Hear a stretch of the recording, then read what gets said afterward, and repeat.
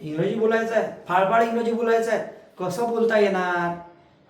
चला तुम्हाला सांगतो, ती ट्रिक फॉलो करा.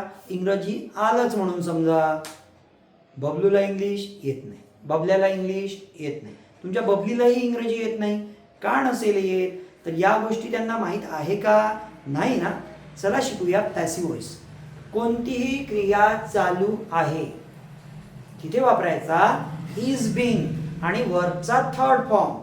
कोणतीही क्रिया चालू होती, वॉज बीइंग वर्बचा थर्ड फॉर्म. कोणतीही क्रिया चालू असेल, विल बी वर्बचा थर्ड फॉर्म. काही एक्झाम्पल घेऊया ज्याने तुमच्या डोक्यामध्ये पॅसिव्ह व्हॉइस गेला समजा. पहिला एक्झाम्पल, फ्लोअर फरशी पुसल्या जात आहे. फ्लोअर स्वच्छ केला जात आहे. 1 2 3 4 आणि 5 आलं का? नाही ना. Floor is being clean.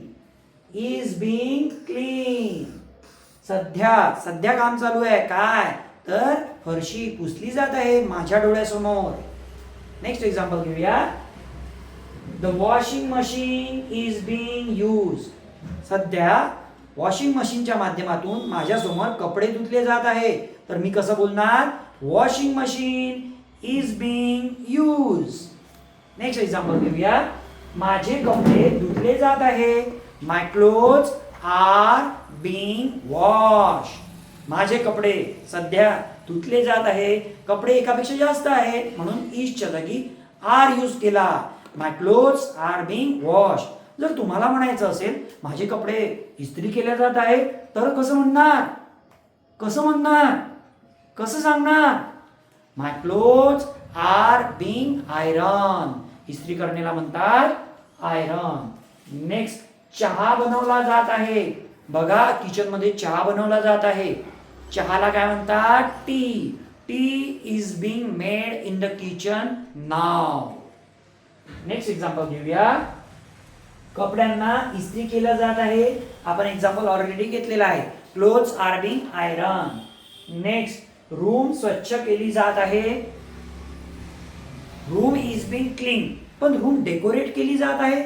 Room is being वर्बचा थर्ड फॉर्म डेकोरेटेड. जर आपल्याला म्हणायचं असेल काल माझी रूम डेकोरेट केल्या जात होती, तर इजच्या जागी वॉज ठेवायचा. Room was being decorated. खिडक्या पुसल्या जात आहे, क्लीन केल्या जात आहे. The windows are being clean. तर प्रेझेंट असेल तर इज किंवा आरचा वापर करा. पास्ट असेल तर वॉज किंवा वरचा वापर करा.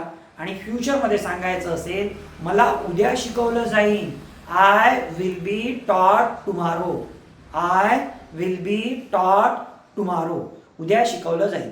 अशाच प्रकारे डेली तुम्ही प्रॅक्टिस करा. 100% तुम्हाला तुमच्या मुलांना सुद्धा कॉन्फिडेंटली आणि करिझमॅटिक इंग्रजी बोलता येणार. You will see remarkable changes in your fluency within few days. Just you need to master these things. वाट कशाची बघता? आत्ताच चालू करा ना. कंटेंट आवडलं असेल व्हिडिओला लाईक करा, चॅनलला सबस्क्राईब करा आणि तुमच्या जवळच्या मित्रांना व्हिडिओ शेअर करा.